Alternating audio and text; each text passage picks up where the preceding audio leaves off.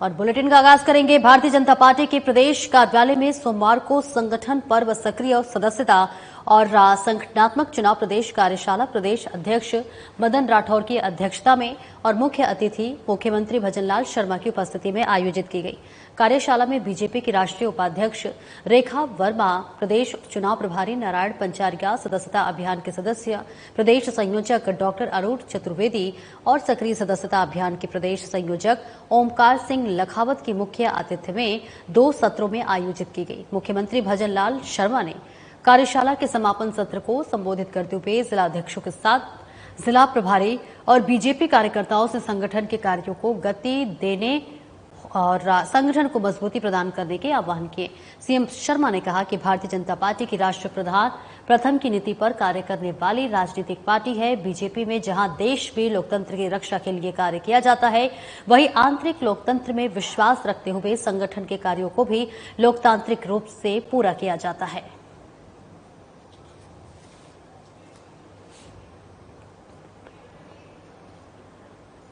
और वहीं राजस्थान के मुख्यमंत्री भजनलाल शर्मा ने प्रदेश के लोगों को दीपावली की शुभकामनाएं दी है।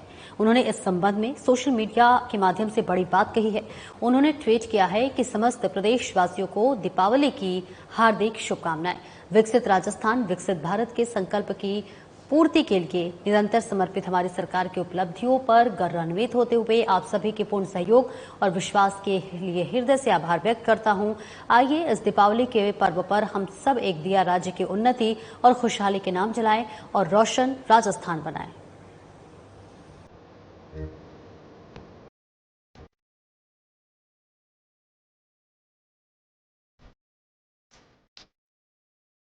नमस्कार, मैं भजनलाल शर्मा। आप सभी जानते हैं कि हमारा महत्वपूर्ण त्योहार दीपावली आने वाला है। इसकी चमक पूरे राजस्थान में शुरू हो गई है। इसी के साथ कि इसी साल में विकास की एक नई लहर, नई इबादत रखी गई है। मैं कहना चाहता हूं कि चाहे हमारा मजदूर हो, किसान हो, महिला हो, युवा हो, हम सब के लिए काम कर रहे हैं। जिस युवा से हमने वायदा किया है, उस युवा को हर क्षेत्र में आगे देखना चाहते हैं। निश्चित रूप से हमने युवाओं के भविष्य के लिए ये हमने 2 साल का कैलेंडर भी जारी किया है और एक साथ 90,000 वैकेंसियां हमने हमारी कैबिनेट में मंजूर की है। इसी तरह हमारी केंद्र की सरकार हो चाहे हमारे राज्य की सरकार हो, निश्चित रूप से महिला उत्थान के लिए हमारी सरकार काम कर रही है। एक बात और मैं कहना चाहता हूं, किसानों ने जो कहा वो हमने की और आपने देखा हो, चाहे ईआरसीपी हो या यमुना समझौता, सभी को पानी मिले, इसके लिए भी हमने काम किया है। यही नहीं, जिसके मन में दृढ़ इच्छा शक्ति होती है, ईश्वर भी उसका साथ दे। बंसी वाले ने भी साथ दिया। आज पूरे राजस्थान की नदियां और बांध पानी से भरे हुए हैं। आने वाले समय में राइजिंग राजस्थान के माध्यम से हमने 10 ऐसे इंडस्ट्री एरिया डेवलप करने का भी काम किया है। दीपावली ऐसा त्योहार है, जब बचपन की यादें आती हैं तो मन में उमंग आता है। दीपावली का दिन होता था, हमारी माँ रंगोली बना करके एक दीपक रखती थी। वो ईश्वर से करते थे कि सभी परिवारों की उन्नति हो। मैं आपसे कहना चाहता हूँ, आइए एक दीपक आप जलाएं, एक दीपक मैं जलाऊं, एक दीपक सब जलाएं। हम हमारे राजस्थान को रोशन करें, उन्नत करें और राजस्थान को आगे बढ़ाएं।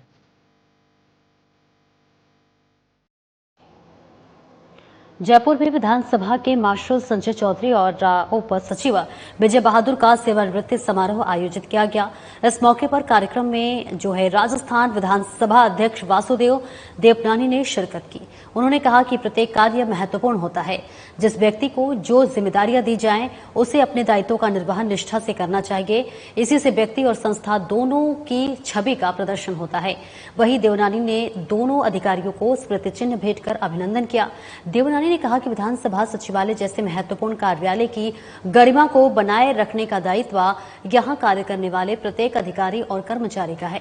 वहीं समारोह में नेता प्रतिपक्ष टीकाराम जूली ने कहा कि मार्शल का कार्य विशेष प्रकृति का होता है। मार्शल चौधरी ने 24 वर्ष तक इस पद पर रहकर विधानसभा के सुरक्षा दायित्वों का निष्ठा से निर्वहन किया है।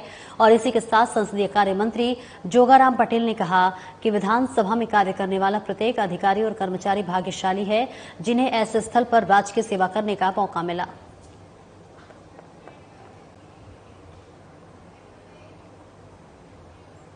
और वहीं शिक्षा और पंचायती राज मंत्री मदन दिलावर को कोटा जिले के प्रवास के दौरान पिपलदा गांव में ग्रामीणों ने अमझार नदी पर स्थित जिड़शीड़ एनिकट के बारे में बताया।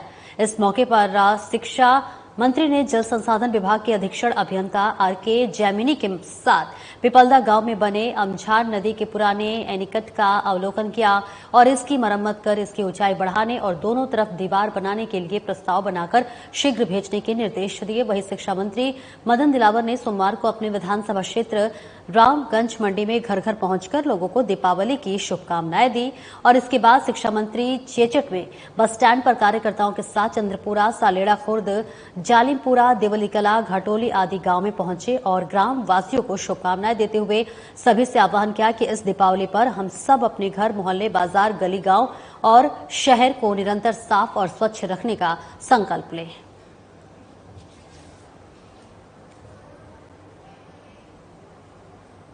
और वहीं रामगंज मंडी में शिक्षा और पंचायती राज मंत्री तथा रामगंज मंडी के विधानसभा क्षेत्र के विधायक मदन दिलावर ने अपने विधानसभा क्षेत्र में घर घर पहुंचकर लोगों से दीपावली की राम श्यामी। मंत्री दिलावर सुबह 10 बजे पिपलदा गांव पहुंचे और इसी के साथ साथ इसके बाद दिवाली मिलन समारोह आयोजित किया गया। इसके बाद धायपुरा, हुमायूं, बड़ोदिया होते हुए चेचट पहुंचे, जहां बीजेपी कार्यकर्ताओं ने मंत्री दिलावर का स्वागत किया, जिसके बाद जुलूस के रूप में दिवाली के स्थानीय निवासियों को दीपावली की शुभकामनाएं देते हुए बधाई दी। इस दौरान चेचट मंडल के चंद्रपुरा, सालेड़ा खुर्द, जालिमपुरा, देवली कला, घाटोली आदि गांव में भी ग्रामवासियों को दिवाली की शुभकामनाएं और बधाइयां दी।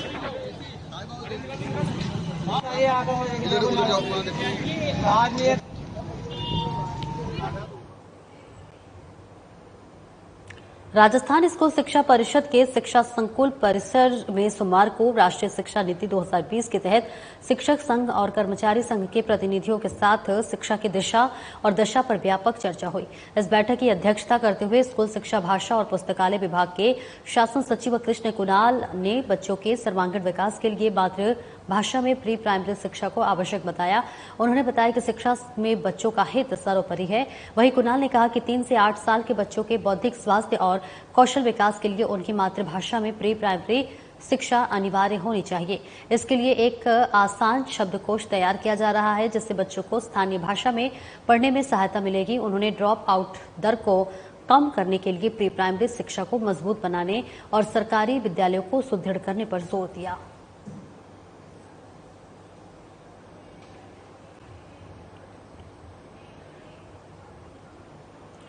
जयपुर में पशुपालन और गोपालन मंत्री जोराराम कुमावत ने प्रेस कॉन्फ्रेंस की। इस दौरान मंत्री ने कहा कि राज्य सरकार गोवंश के संरक्षण और संवर्धन के लिए प्रतिबद्धता से काम कर रही है।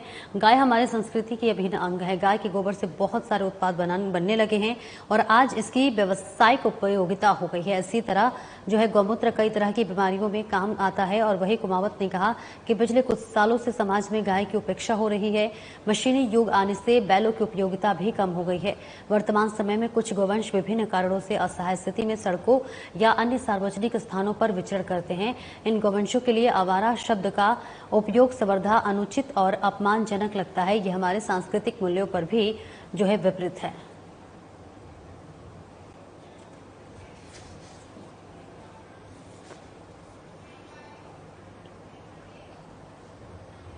जयपुर में कांग्रेस के नेता और पूर्व मंत्री प्रताप सिंह खाचरियावास ने बयान दिया है। उन्होंने कहा है कि उपचुनाव की हार के डर से राजस्थान की बीजेपी सरकार भूख और प्यास से मर रही गायों को बचाने के लिए कोई ठोस कदम उठाने की बजाय सिर्फ शब्दों से गायों का पेट भरना चाहती है।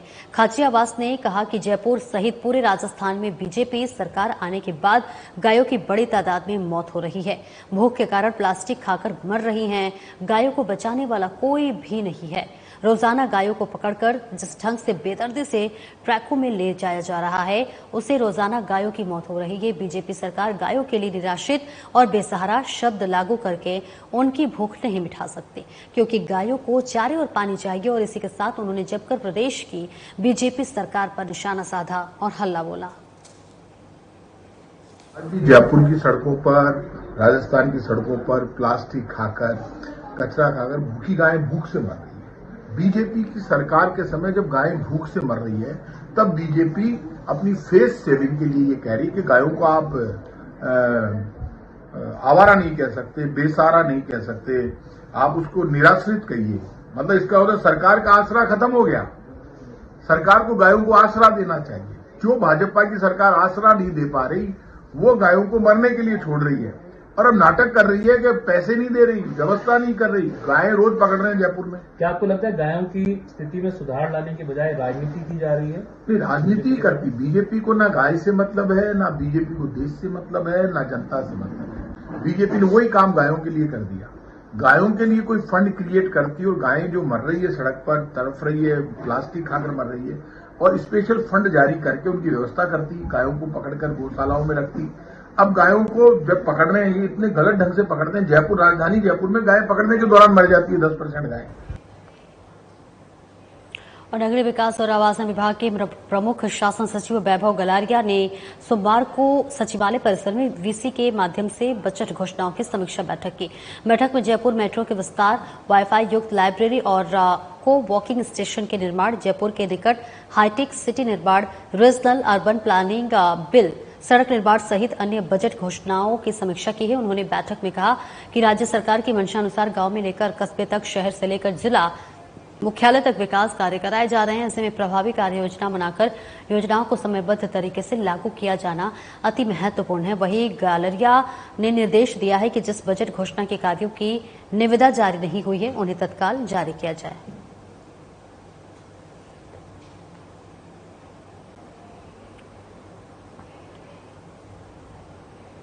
बीकानेर में जिला कलेक्टर नम्रता विष्णी ने कलेक्ट्रेट सभागार में साप्ताहिक समीक्षा बैठक की।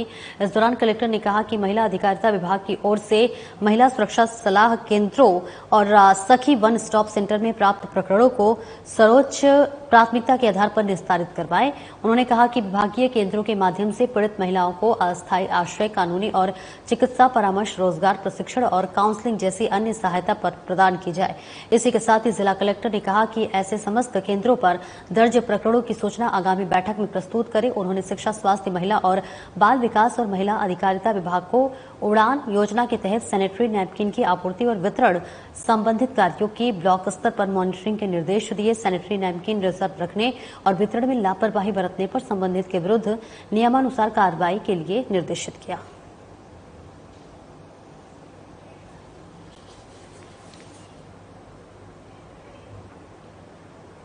बीकानेर जिला कलेक्टर नम्रता विष्णी की अध्यक्षता में गठित कमेटी की ओर से 3 हथकरघा बुनकरों का चयन जिला स्तरीय पुरस्कार के लिए किया गया है।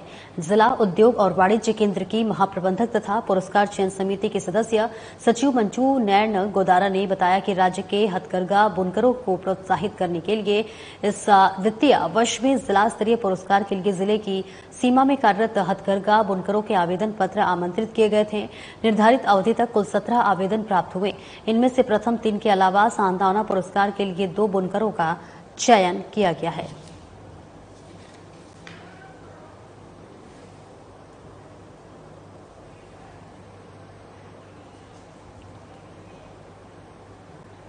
और वहीं जयपुर स्थित जिला कलेक्ट्रेट सभागार में सोमवार को जिला निष्पादक समिति की बैठक का आयोजन हुआ है।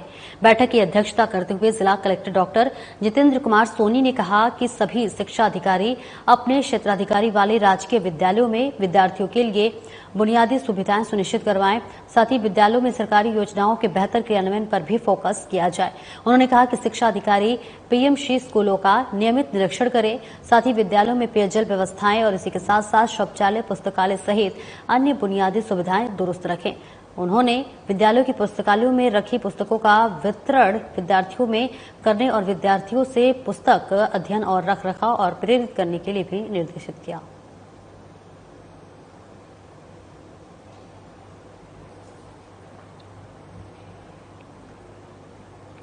बांसो नगर पालिका के सफाई कर्मियों को करीबन 3 महीने का भुगतान नहीं मिलने पर सफाई कर्मियों का आक्रोश फूट पड़ा है। नगर पालिका कार्यालय में गंदगी का ढेर डालकर विरोध प्रदर्शन किया गया। तो वहीं नगर पालिका कार्यालय परिसर में श्री राधा कृष्ण का मंदिर भी स्थापित है। वहीं भजन कर रही महिलाओं को भी दुर्गंध, भारी बदबू का सामना करना पड़ रहा है। सफाई कर्मियों ने कहा कि दीपावली का त्यौहार है, घर खर्च कैसे चलाएं, घर का सामान लाने के लिए पैसे नहीं हैं। वहीं सफाई कर्मियों ने नगरपालिका प्रशासन के खिलाफ जमकर नारेबाजी की है। नगरपालिका ठेकेदार के आने के बाद सफाई कर्मियों का गुस्सा फूट पड़ा और उन्हें विरोध का सामना करना पड़ा। किया गया, क्या कारण है? सर जब भी हम पेमेंट मांगते हैं हमको किया जाता है कि हमारे पास बजट नहीं है, पैसे नहीं है, फलाना नहीं है। सर तुम्हारे पास तो नहीं है, हम क्या करें? हम भी तो भूखे पिसाए हमारे बाल हम किसको क्या खिलाएं हम इनको? ऐसा काम क्यों किया गया? सरकारी परिसर में कचरा लाते हैं। सर ये सब कारण इसलिए किया गया सर, हमारे बाल बच्चे भूखे हमारे त्योहार भी हमारे सिर पर, क्या खाएं क्या कमाए कैसे करें? बच्चों को मिठाई भी चाहिए, कपड़े भी चाहिए, लत्ते भी चाहिए, बताओ कहाँ से लेके आए? हम गरीब आदमी वैसे हैं। सर ये क्या सोचते हैं या कुछ नहीं सोचते हैं, उससे हमें कोई मतलब नहीं। हमारी तनख्वाह से मतलब है, हमें पैसे दुआ दो, हमारी हड़ताल खत्म हो जाएगी। और रही बात हमारी आगे से सबको 12,000 रूपए मिल रहे हैं, हमारे को 6,000 रूपए दे रहे हैं, वो भी नहीं है टाइम पे। क्या फायदा है हमारा? जब इनकी बस की बात नहीं है पैसे देने की तो काम बंद करवा दो। चित्तौड़गढ़ जिले में स्थित मेवाड़ विश्वविद्यालय में साल 2022 में जम्मू और कश्मीर विशेष छात्रवृत्ति योजना के अंतर्गत लगभग 50 जम्मू कश्मीर के छात्र छात्राओं ने नर्सिंग कोर्स में दाखिला लिया था। अध्ययन के दौरान उन छात्रों को पता लगा कि मेवाड़ यूनिवर्सिटी के नर्सिंग कॉलेज को Indian nursing council Rajasthan nursing counselling से मान्यता प्राप्त नहीं है और उनकी यूनिवर्सिटी के प्रतिनिधि की ओर से झूठ के आधार पर दाखिला दिलाया गया है। वे विचलित हुए और उन्होंने चेयरमैन से संपर्क साधा। बार बार यूनिवर्सिटी प्रशासन ने उन्हें ये विश्वास दिलाया कि उनके कॉलेज को शीघ्र ही मान्यता प्राप्त हो जाएगी। 2 साल बीत जाने के बाद छात्र और छात्रा अब यूनिवर्सिटी में ही धरने पर बैठ गए हैं। जब किसी ने छात्रों की सुनवाई नहीं की तो पीड़ित छात्रों ने आम आदमी पार्टी से मदद मांगी है और आज प्रदेश उपाध्यक्ष कीर्ति पाठक ने नेतृत्व में आप प्रतिनिधि मंडल ने छात्रों से यूनिवर्सिटी पहुंचकर मुलाकात की। छात्रों से मुलाकात के बाद प्रदेश उपाध्यक्ष कीर्ति पाठक ने राज्य सरकार और यूनिवर्सिटी प्रशासन के खिलाफ कुछ महत्वपूर्ण सवाल खड़े किए हैं।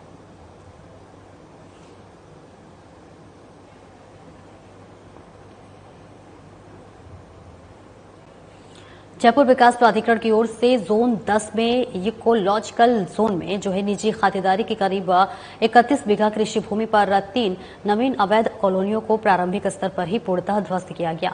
तो वहीं पुलिस उप महानिरीक्षक कैलाश चंद्र विश्नोई ने बताया कि जोन 10 के क्षेत्राधिकार इकोलॉजिकल जोन में अवस्थित दांतली पुलिया बसंत विहार कॉलोनी के पीछे जिला जयपुर में करीब 5 बीघा निजी खातेदारी कृषि भूमि पर जेडीए के बिना स्वीकृति अनुमोदन के और बिना भू रूपांतरण करवाए भूमि को सवाल समतल कर कैलाशपुरी के नाम से अवैध कॉलोनी बनाई गई थी, जिस पर प्रवर्तन दस्ते की ओर से जेसीबी और मजदूरों की सहायता से ध्वस्त करवाया गया।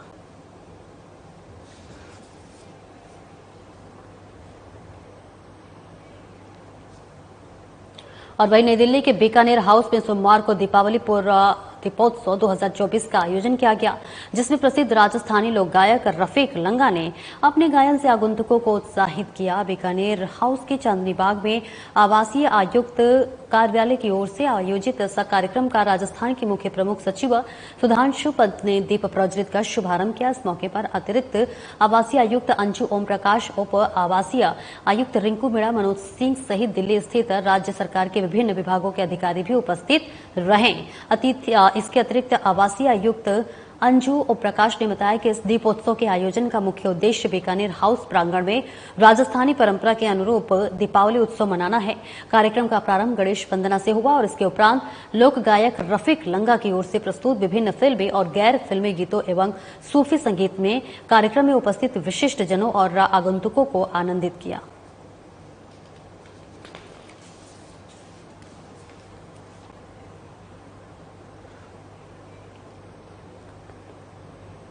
ग्यारह दिन से लगातार भारत के सांस्कृतिक वैभव को अपने में समेटे 27वें लोक रंग महोत्सव के समापन समारोह में सोमवार को विभिन्न राज्यों की लोक संस्कृति की अद्भुत और अद्वितीय छवि साकार हुई। पारंपरिक वेश में तैयार कलाकारों ने वाद्य यंत्रों की धुनों पर नृत्य करते हुए दीपमाला बनाकर मध्यवर्ती के मंच को रोशन किया।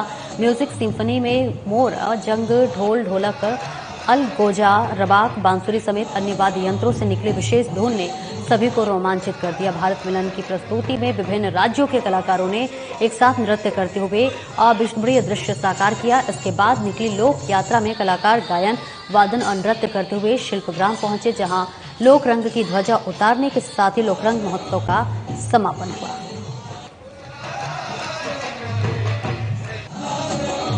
तो समापन हुआ। देखिए तस्वीरें दिखा रहे जयपुर से, जहां 11 दिवसीय राष्ट्रीय लोक नृत्य समारोह संपन्न हुआ है और यहां ज्योति जलाकर जो है विदा किया गया 27वां लोक रंग भारत का विराट सांस्कृतिक स्वरूप साकार होता हुआ नजर आ रहा है। यहाँ सांस्कृतिक कार्यक्रम भी प्रस्तुत किए गए हैं। 11 दिन से लगातार भारत के सांस्कृतिक वैभव को अपने में समेटे 27वें लोक रंग महोत्सव के समापन समारोह में सोमवार को विभिन्न राज्यों की लोक संस्कृति का अद्भुत और अद्वितीय छवि साकार हुई है। तस्वीरें आपको दिखा रहे हैं जहां पर पारंपरिक देश में तैयार कलाकारों ने जो है वाद्य यंत्रों की धुनी पर नृत्य करते हुए दीपमाला बनाकर मध्यवर्ती के मंच को रोशन किया। म्यूजिक सिम्फनी में मोरचंग, ढोल, ढोलक, अलगोजा, रबाक, बांसुरी समेत अन्य वाद्य यंत्रों से निकली विशेष धुन दिखाई दी।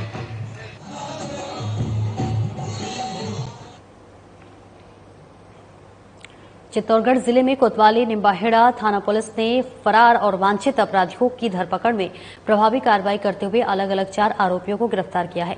गोवंश तस्करी में 19 साल से फरार 2 अंतर्राज्यीय तस्करों मंदसौर से पॉक्सी एक्ट के मामले में 8 साल से फरार आरोपी निम्बाहेड़ा और चोरी के मामले का 1 साल से फरार आरोपी बड़ौली घाटा से गिरफ्तार किया है। एसपी सुधीर जोशी ने बताया कि पुलिस मुख्यालय के निर्देशानुसार वांछित अपराधियों, अस्थायी वारंटियों, गिरफ्तारी वारंटियों की धरपकड़ के लिए एक विशेष अभियान चलाया जा रहा है। इसके तहत पुलिस आरोपियों को गिरफ्तार कर जेल भेज दिया गया है। फिलहाल पुलिस आगे की जांच में जुट गई है।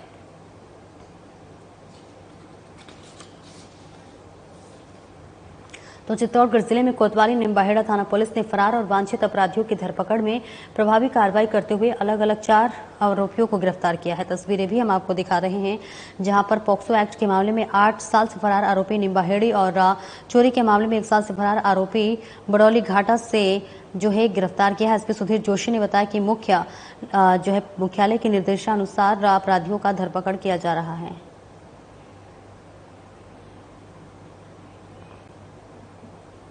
चूरू जिले के हमीरवास थाना क्षेत्र खैरू बड़ी गांव के पास घात लगाकर व्यापारी की गाड़ी को रुकवाकर लोहे की रॉड से जानलेवा हमला करने के मामले में पुलिस ने 3 आरोपियों को गिरफ्तार कर लिया है। एसपी जय यादव ने बताया है कि खैरू बड़ी निवासी रणधीर सिंह जाट ने 14 अक्टूबर को रिपोर्ट दी थी कि उनकी हरियाणा के थाना बहल क्षेत्र में मिर्च मसाले की दुकान है और सुबह करीब 8:45 बजे वो अपनी जीप से दुकान जा रहा था। गांव से निकलकर जैसे ही शिव मंदिर के पास चौराहे पर पहुंचे तो वहां पर पहले से एक बिना नंबर और काले शीशे की पिकअप खड़ी थी।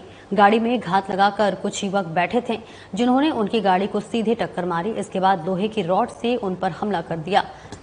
रिपोर्ट पर प्रकरण दर्ज कर अनुसंधान हेड कांस्टेबल विक्रम सिंह को सुपुर्द किया गया, जिसके बाद पुलिस ने कार्रवाई करते हुए मामले में शामिल 3 आरोपियों को गिरफ्तार कर लिया है। फिलहाल आपको बता दें पुलिस आगे की जांच पड़ताल में जुटी हुई है।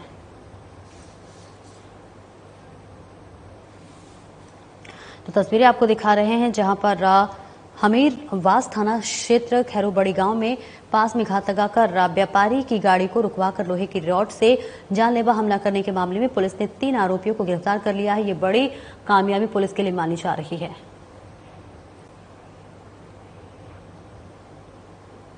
और झुंझुनू जिले के चिड़ावा, पिलानी, सदर्रा, गुढ़ाजगौली और बुहाना थाना पुलिस ने अलग अलग कार्रवाई में 2 अवैध देसी कट्टे, 1 जिंदा कारतूस, 1 अवैध और 1 लाइसेंस शुदा पिस्टल और 10 जिंदा कारतूस, 2 मैगजीन और 1 धारदार हथियार जब्त कर 4 आरोपियों को गिरफ्तार कर एक नाबालिग को निरुद्ध किया है।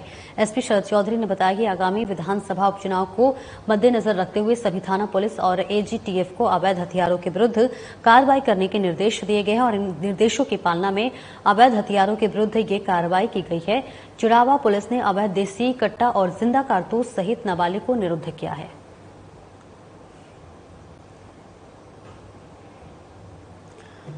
तो तस्वीरें आपको दिखा रहे हैं जहां पर अवैध हथियार और फायरिंग के मामले में ये बड़ी कार्रवाई हुई है, जिस पर पुलिस लगातार कार्रवाई करते हुए नजर आ रही थी और इस बीच पुलिस को भी बड़ी सफलता हासिल लगी है। तस्वीरें आपको दिखा रहे हैं जहां पुलिस ने एक नाबालिग को भी निरुद्ध कर दिया है।